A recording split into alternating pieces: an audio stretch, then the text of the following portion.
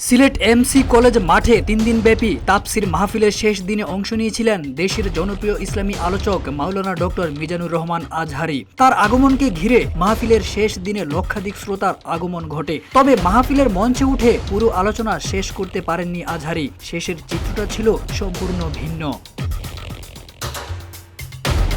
এ নিয়ে মাহফিলের একটি ভিডিও সামাজিক যোগাযোগ মাধ্যমে মিশ্র প্রতিক্রিয়া সৃষ্টি করেছে। কেউ কেউ বিষয়টিকে দুঃখজনক বলে উল্লেখ করেছেন। অনেকে মাহফিলে সিলেটবাসীকে উদ্দেশ্য করে আজহারীর তুমি সম্বোধনের বিষয়টি নিয়ে সমালোচনা করেছেন। অনেকে আবার ঘটনাটিকে সিলেটের জন্য লজ্জার বলে উল্লেখ করেছেন। অনেককে দেখা গেছে কোনো মাহফিলে আজহারীর কিছু বক্তব্যকে অসংযত বলে অভিযোগ তুলেও সমালোচনা করতে। আজহারীর ভেরিফাইড ফেসবুক পেজে মাহফিলের মঞ্চের ছবি প্রকাশ করা হলেও এ নিয়ে কোনো মন্তব্য করতে দেখা যায়।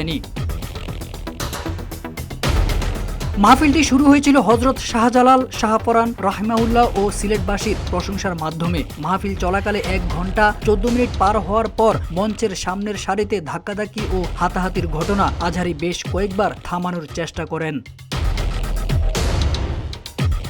আজহারী বলেন, ওকে আমি বিদায় নেই, তোমরা যা দেখালে এই ধাক্কা আসে কিভাবে? কোরআনের মাহফিলে এরকম বাধা দিত আবু জেহেলের উত্তরসূরিরা। তোমরা তো শাহজালাল শাহপরানের উত্তরসূরি, তোমরা এরকম করছো কেন?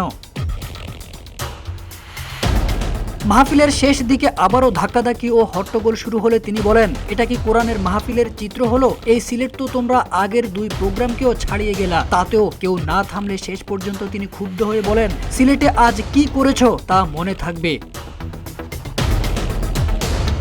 অনেকটা বিরক্তির সুরে তিনি বলেন, এটা পরিকল্পিত হতে পারে, লাখ লাখ লোক এখানে আছে, কোথাও সমস্যা হচ্ছে না, শুধু এক পাশে কিছু মানুষ ধাক্কাধাক্কি করছে। এরপর বেশ কিছুক্ষণ মাহফিল চলে। এক পর্যায়ে শ্রোতাদের কথাবার্তা ও বিশৃঙ্খল আচরণ বন্ধ না হওয়ায় শিডিউল অনুযায়ী 2 ঘন্টা বক্তব্য না রেখে 1 ঘন্টা 25 মিনিটে শেষ করে মোনাজাত ধরেন তিনি।